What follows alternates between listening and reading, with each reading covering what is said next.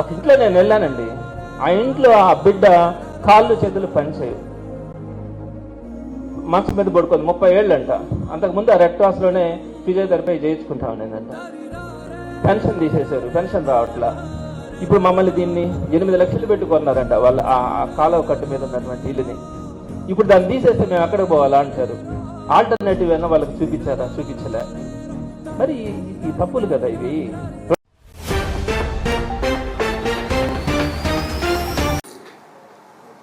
YSR Congress party నాయకులు, కార్యకర్తలు, అభిమానులు, శ్రేయోభిలాషులు, అలానే నెల్లూరు నగర నియోజకవర్గ ప్రజలతో పాటు ఆంధ్ర రాష్ట్ర ప్రజలందరికీ కూడా హృదయపూర్వక నూతన సంవత్సర శుభాకాంక్షలు.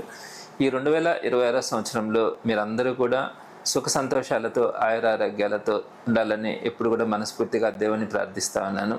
గడిచిన సంవత్సరం వైఎస్ జగన్మోహన్ రెడ్డి గారి ఆదేశాల మేరకు ప్రజల పక్షాన నెల్లూరు నగర నియోజకవర్గంలో ఉండే ప్రజల తరపున పోరాటంలో వైఎస్ఆర్సీపీని సమాయత్తంగా ఉంచుకోగలిగినాం.